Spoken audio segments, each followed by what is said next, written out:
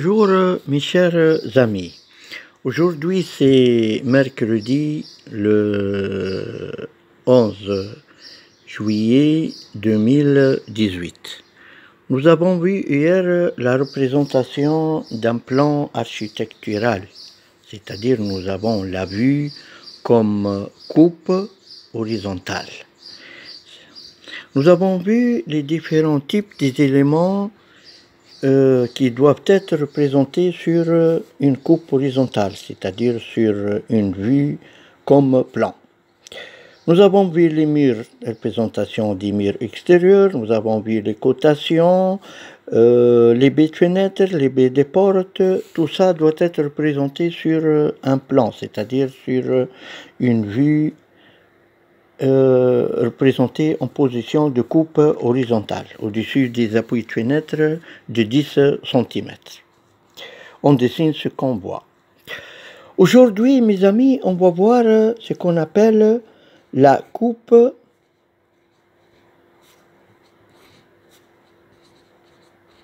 verticale. La coupe verticale.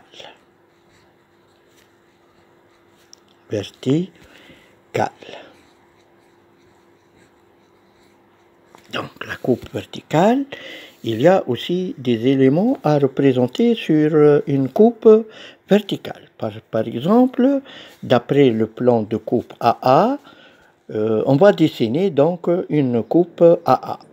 Coupe AA. Donc, qu'est-ce qu'on va représenter sur cette coupe? On va représenter donc, premièrement, les murs extérieurs. Les murs extérieurs.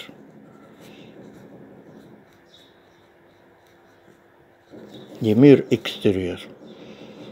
C'est-à-dire, on va voir les épaisseurs des murs extérieurs. Puisque c'est une coupe, on va voir les épaisseurs des murs extérieurs. Après avoir dessiné les murs extérieurs, il faut tracer deuxièmement le trait de sol. Trait de sol.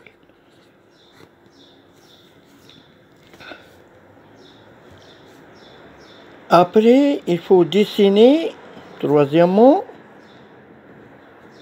trait, par exemple, du dallage, par exemple. Il faut représenter dallage. Trait du dallage. Trait du dallage. Il faut représenter, par exemple, les revêtements. Les revêtements, par exemple, carrelage, tout ça. Revêtements.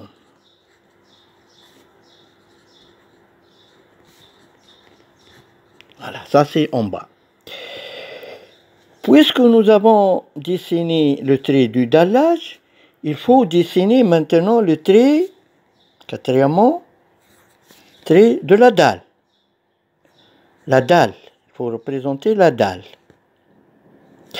Représenter par exemple forme de pente. Forme de pente.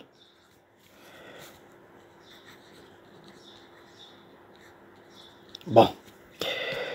Et puisque nous avons toujours dessiné les murs extérieurs, on va maintenant dessiner ce qu'on appelle les fondations. Les fondations.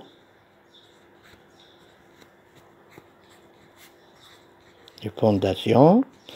On va dessiner, virgule, les semelles filantes.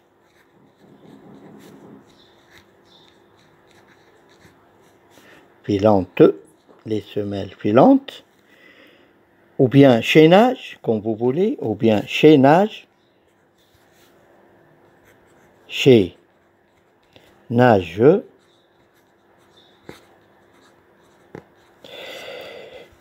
Soit si vous avez des murs de soubassement, donc il faut dessiner les murs de soubassement, ou bien les murs d'allège. Donc ici, après l'échaînage, nous avons les murs, nous avons les murs soit de soubassement, les murs de soubassement. Qu'est-ce que ça veut dire soubassement? Soubassement, c'est-à-dire si votre construction a un autre niveau, les murs de soubassement. Le mur de soubassement. M-E-N-T, les murs de soubassement. Après, les murs d'allège, sous les appuis, les murs d'allège, deux L, les murs d'allège, sous les appuis. Après, il faut dessiner les appuis.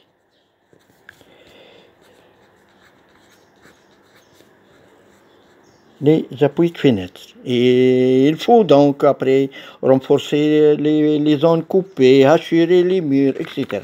Voilà, devant moi, il y a une coupe qui est bien terminée.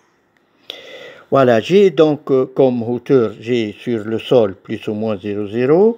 Comme côte finie, j'ai plus 4,50 m. Donc, il faut savoir maintenant pour dessiner cette coupe, il faut savoir deux côtes. Il faut savoir la largeur du coupe et la hauteur du coupe, du trésol jusqu'aux parties supérieures sur l'acrotère. Donc, il faut regarder le plan maintenant. Vous avez comme largeur, vous avez 4,50 m et vous avez 10 mètres de long. Donc, les côtes maintenant qu'on va utiliser, on va utiliser 4,50 m et la côte de la hauteur de votre construction. Par exemple, vous avez la hauteur de la façade, vous avez ici 4 mètres plus 4,50 m. Bon, pour dessiner maintenant 4,50 m la largeur de la coupe et 4,50 m la hauteur de votre construction, qu'est-ce qu'on doit faire? On doit utiliser ce qu'on appelle l'échelle. Parce que je ne peux pas dessiner 4,50 m sur une feuille. On doit utiliser les échelles. Donc on doit savoir l'échelle utilisée pour ce dessin. Nous avons comme échelle pour dessiner une coupe ou bien une façade, l'échelle 1/50 par exemple, ou bien l'échelle 1 centième. En ce qui concerne l'échelle 1/50 égale 0,02, l'échelle 1 centième égale 0,01. C'est-à-dire, si je divise 1 par 50, j'obtiens 0,02. Et si je divise 1 par 100, j'obtiens 0,01. Donc, je vais utiliser l'échelle 1/50.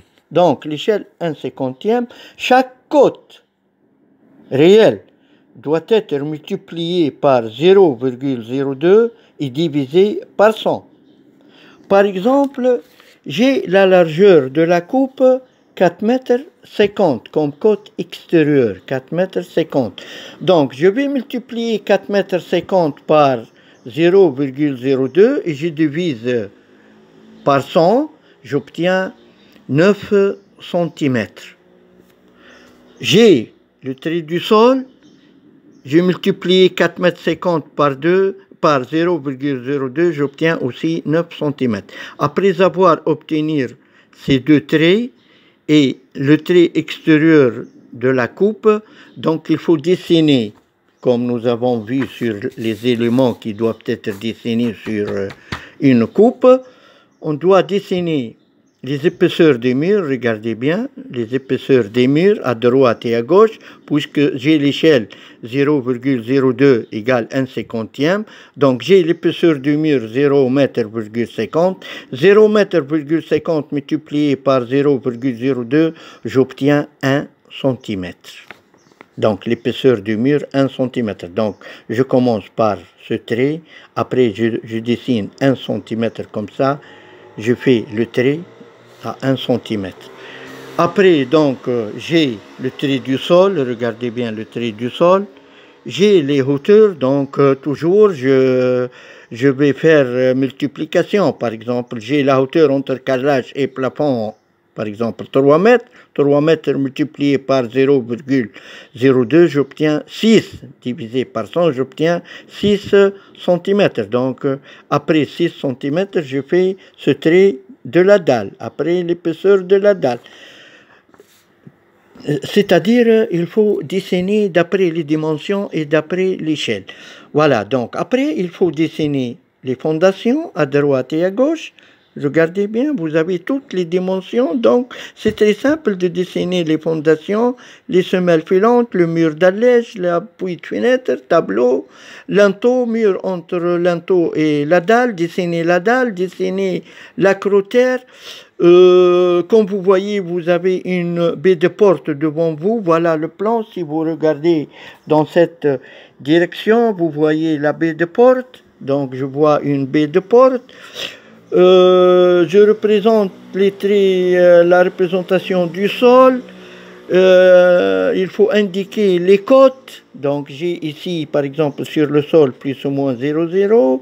Moins, j'ai 1,50 m. Les côtes du baie de fenêtre et tout ça. Donc, voilà, vous avez vu toutes les indications qui doivent être représentées sur une coupe et la cotation sur une coupe. Donc, c'est très simple de dessiner une coupe verticale, coupe AA. Voilà, monsieur, si ces explications vous intéressent, abonnez à la chaîne de monsieur Dessin Technique Zamouri et merci et à bientôt.